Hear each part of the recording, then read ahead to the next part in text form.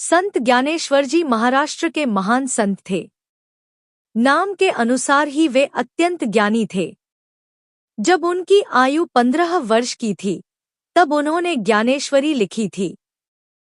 संत ज्ञानेश्वर जी के 2 भाई और 1 बहन थे। उनके पिताजी ने संन्यास ले लिया था, परंतु उनके गुरु की आज्ञा से उन्होंने पुनः गृहस्थाश्रम स्वीकार किया था। इसलिए उस समय सन्यासी की संतान कहकर लोगों ने उनका बहिष्कार कर दिया था।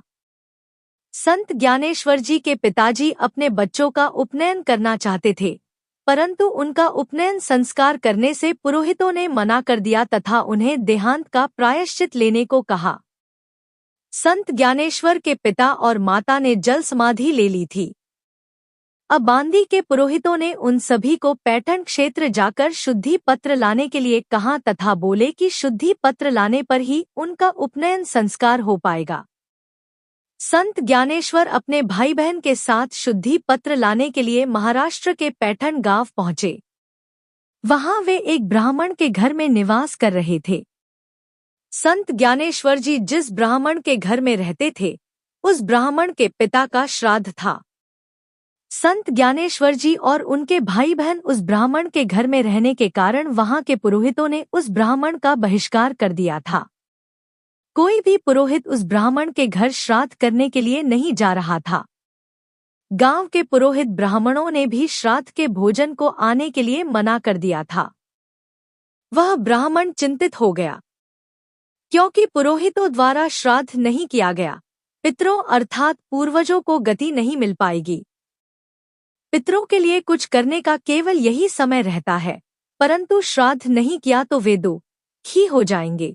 इसकी चिंता उस ब्राह्मण को थी। यह समस्या लेकर वह ब्राह्मण ज्ञानेश्वर जी के पास गए। ब्राह्मण ने उन्हें पूरा वृत्तांत बताया।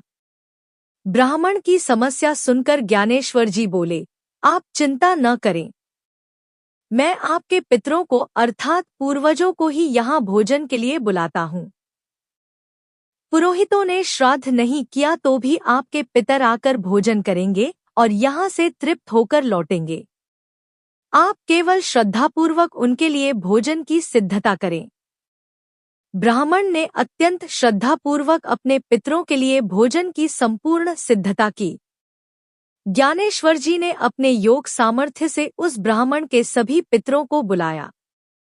संत ज्ञानेश्वर जी ने बुलाने पर उस ब्राह्मण के सभी पितर वहां पर आ गए और उन्होंने श्राद्ध का भोजन ग्रहण किया।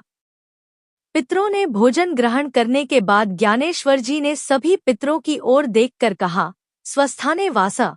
उनके इतना कहते ही पितर वहां से अदृश्य हो गए अर्थात उनके स्थान पर लौट गए। यह वार्ता पूरे पैठण में फैल गई। सभी पुरोहितों को अपने दुर्व्यवहार पर पश्चाताप हुआ। उन्होंने संत ज्ञानेश्वर जी से क्षमा मांगी। आप साक्षात परमेश्वर का अवतार है, यह कहकर उनका सम्मान किया। ऐसी ही और ज्ञानवर्धक कहानियों के लिए कृपया हमारे चैनल को लाइक, शेयर एंड सब्सक्राइब जरूर कीजिए। धन्यवाद।